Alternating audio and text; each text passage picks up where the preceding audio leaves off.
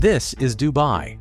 The world's tallest skyscraper pierces the sky. Influencers, money, police, and supercars, crazy mega projects, a major international hub, a symbol of wealth, opulence, and luxury. And if you're feeling really fancy, you can drop $20,000 a night on a presidential suite that'll make you feel like royalty until you check your bank balance, that is.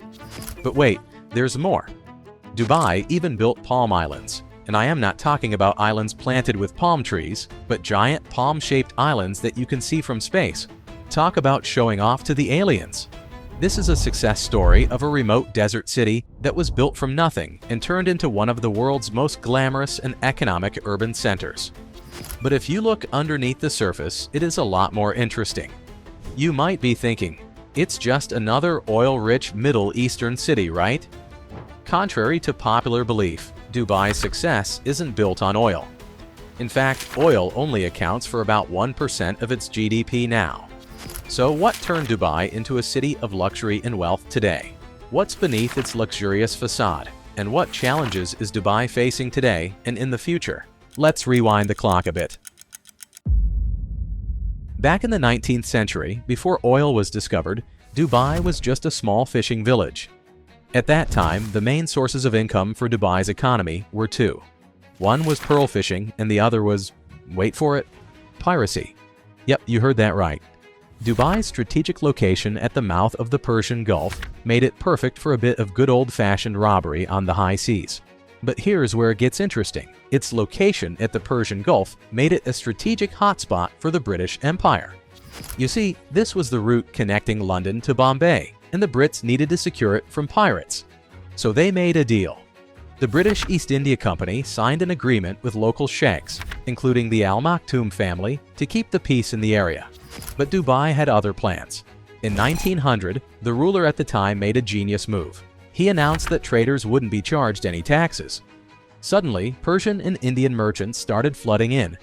The Dubai Creek, a natural saltwater canal, became a highway for trading ships, turning Dubai into the biggest trading hub on the Persian Gulf. And then came the pearls. In the early 20th century, Dubai became a center for pearl diving. We're not talking about a few oysters here and there. This industry was so big it made up 95% of the Persian Gulf economy. Dubai was starting to shine, but it was still more of a big village than a city. But starting from 1930, Dubai experienced a 30-year economic shock. First, it was affected by the Great Depression in the United States and World War II. Global trade was sluggish, and there were constant frictions with Abu Dhabi next door.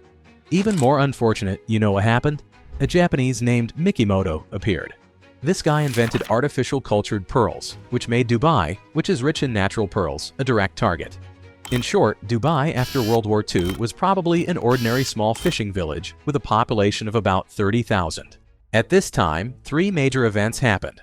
First, the United Arab Emirates was established in 1971. At that time, with the withdrawal of British troops, these emirates decided to join hands and live together. In this way, Dubai at least did not have to fight with Abu Dhabi next door every day. The second turning point encountered by Dubai was its discovery of oil. That's right, Dubai also has oil, but not much. It is estimated to be about 4 billion barrels. What does this mean? It's worth about 200 billion US dollars, which is equivalent to Dubai's GDP in less than 2 years.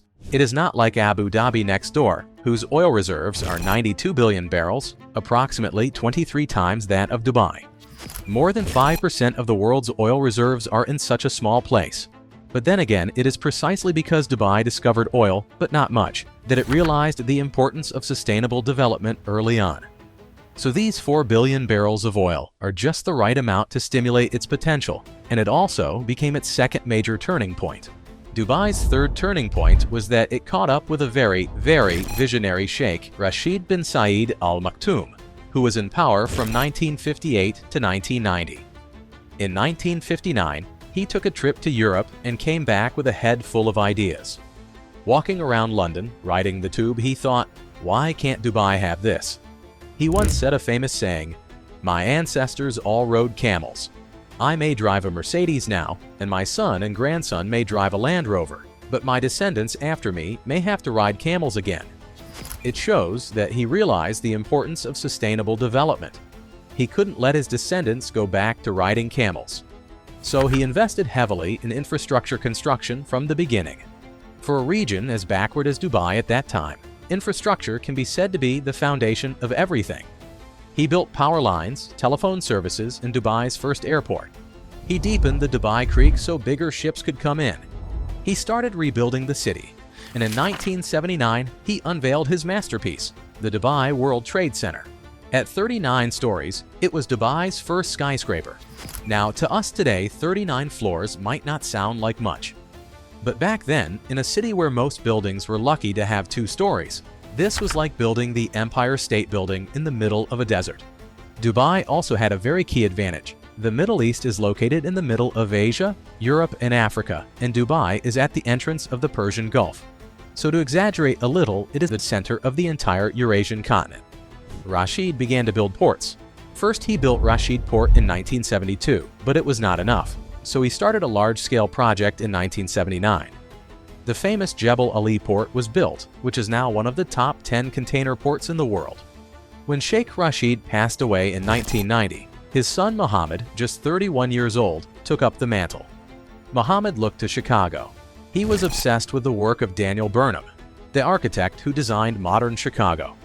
He didn't want Dubai to just have tall buildings. He wanted the tallest building in the world. And in 2010, that's exactly what Dubai got with the Burj Khalifa. But Mohammed wasn't done. He looked at New York and London and thought, why can't we be a financial powerhouse too?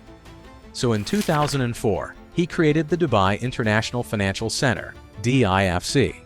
This isn't just some boring office park. It's a city within a city with its own laws and courts. Today, the DIFC is home to some of the biggest names in banking. HSBC, Citibank, Standard Chartered, they're all here. Dubai's got an ace up its sleeve, the Jebel Ali Free Zone, Jafza. Now when I say this place is big, I mean it's big. We're talking 57 square kilometers of pure, unadulterated business paradise. It's like they blended Wall Street, Silicon Valley, and a duty-free shop all together. But what makes Jafza so special? Well, imagine a place where businesses can set up shop with no taxes, no customs duties, and no pesky foreign ownership restrictions. It's like international waters, but for business. Packed with top-notch infrastructure and its own independent authority to cut through red tape, it has become a nexus for global trade. There's more. Jafza isn't Dubai's only free zone. Dubai's got more than 20 industry-specific free zones scattered around the city. Within Jafza alone, there are now several thousand companies. That's not a typo, folks. Thousands. These businesses account for more than 20% of all foreign investment in the UAE.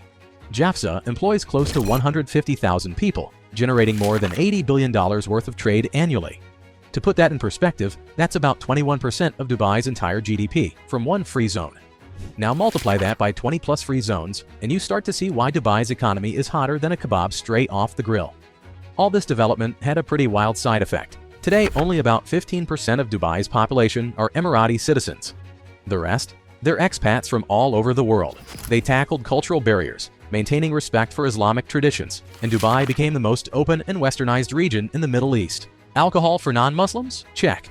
Weekend aligned with the Western world? Check. Women's rights? Check. Dubai didn't just want to be successful, it wanted to be memorable. Every project in Dubai isn't just big. It's the biggest, the first, the most outrageous. The Burj Khalifa, the Palm Islands, the Dubai Frame, these aren't just buildings, they're statements. Take the Dubai Frame, for example. It's a building shaped like a picture frame. It's not reasonable, whether you're looking at construction cost, difficulty, space utilization, or return on investment. But that's the point. The more unreasonable it is, the more eye-catching it becomes. Or consider the Palm Islands. These artificial islands shaped like palm trees required investments of tens of billions of dollars each. If you only look at the return on investment, it's definitely not cost-effective. But these projects play a huge role in improving the image of the entire city, akin to how the Eiffel Tower represents Paris. While its direct revenue might not cover maintenance costs, its value to the city's brand is immeasurable. This is Dubai's strategy. They can't guarantee that a single building will be as iconic as the Eiffel Tower, so they win by quantity. Dubai's marketing has been incredibly successful. Through continuous and heavy investment, Dubai has firmly imprinted the labels of modernity, avant-garde, and luxury in people's minds. This has driven one of Dubai's pillar industries: tourism. Dubai is now among the largest tourist cities in the world. attracting millions of visitors annually. And for most cities, roads or railways are the key to growth. But Dubai looked to the skies. In 1985, Sheikh Mohammed brought in Sir Maurice Flanagan from British Airways to start a little airline called Emirates Airlines. Fast forward to today, and Emirates is one of the world's largest airlines, flying to over 150 destinations, and it's owned by the Dubai government, specifically the Maktoum family. The airline's revenue is equivalent to a significant portion of Dubai's GDP. But its role goes beyond financial contribution. It's a powerful marketing tool. Every year, it carries millions of passengers, essentially serving as advertisements for Dubai's luxury and modernity. To create this luxurious image, Emirates Airlines has spared no expense, notably operating almost half of the world's Airbus A380s, the largest passenger aircraft in the world. It's like having a fleet of flying billboards, showcasing Dubai's commitment to luxury and grandeur. But all this glitz and glamour comes at a cost. The treatment of migrant workers, who make up 88% of Dubai's workforce, has been a major concern. Many of these workers, mainly from South Asia, face serious human rights violations. Passports are often confiscated by employers, wages are withheld, living conditions are poor, and workers are forced to toil for long hours in extreme heat. It's estimated that thousands of migrant workers die of natural causes every year. According to the Indian Embassy, about 100 Indian workers commit suicide in the UAE annually. These cheap laborers from South Asia can be said to be a dark pillar of the Dubai miracle. On the flip side, the locals in Dubai enjoy numerous benefits. Many receive free land or housing from the government. Their education, healthcare, and pensions are largely covered. When men get married, they receive a government subsidy of $19,000. They also have employment privileges. Most private companies must employ a certain percentage of locals, usually 4% to 8%. The average salary for Dubai locals ranges from $5,000 to $15,000 a month, while foreign workers, especially blue-collar workers, might earn as little as $200 a month, 1/10 of the locals' wages. Now, you might be wondering where all this money comes from, especially since Dubai doesn't have much oil and has such low taxes. Here's the kicker: most of Dubai is owned by the government. All kinds of projects, large and small, are developed by state-owned enterprises. The income from real estate sales, hotels, and various fees largely flows back to the Dubai government. In fact, 80% to 90% of the local workforce is employed by government departments and state-owned enterprises. It's as if the entire city of Dubai is one giant corporation, with the Sheikh as the CEO. They've recruited 7 times more foreign workers than locals, like an outsourcing team, to build the infrastructure in cities. When these projects are completed, they attract 40 times more foreign businessmen and tourists than locals to spend and invest each year. This corporate-style government makes Dubai a complete participant in the economy, rather than just a bystander or manager. This means that when the economy is good, Dubai makes more money. But if there's an economic downturn, it's more likely to face financial trouble. We saw this play out during the 2008 financial crisis. Dubai's credit spread, which indicates the risk of default, soared from around 70 basis points to over 900 in 2008. The Dubai government had been aggressive with projects like the Palm Islands and Dubai World, and its debt had reached $80 billion around 2008. When the global financial crisis hit, Dubai immediately faced a cash flow crisis. How did they overcome this? Thanks to their oil-rich neighbor Abu Dhabi, who came to the rescue with a $10 billion loan and guarantees. This wasn't a one-time thing either. Abu Dhabi helped Dubai restructure its debt again in 2013 and 2018. Looking at Dubai's real estate price index over the past 20 years, you can see dramatic fluctuations. These directly reflect the government's income and credit. So in the long run, compared to ordinary national governments, Dubai faces higher risks, especially since it doesn't have the oil guarantees that other Middle Eastern regions do. But the risk is high, and so are the potential returns. It's not so much a problem as it is a characteristic of Dubai's economic model. Dubai now faces a series of very big challenges.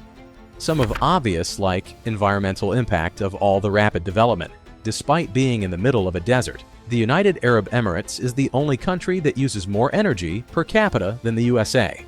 Serious desertification and water shortage. Its artificial island is sinking, including the human rights problem of foreign workers, etc. But perhaps the biggest challenge facing Dubai now is actually competition. It comes from other cities and other countries in the Middle East. With the rapid development of new energy, the global de-oiling may come faster than everyone thinks. The oil tycoons in the Middle East may gradually realize that my oil may not be used up yet, but people don't need it anymore. So they are also following the model of Dubai. It can be said that they are devoting all their national strength and investing heavily to build their own future city. Look around the region. Qatar, Saudi Arabia, Bahrain, Oman, Kuwait, they're all copying Dubai's playbook. Tax cuts, free trade zones, eye-catching buildings, grand visions and plans. Qatar has built a large number of stadiums and hotels for the World Cup and is also building the city of Lusail, which will give you a new city of 38 square kilometers and a population of 200,000. All kinds of intelligent and green energy are being built from the ground up.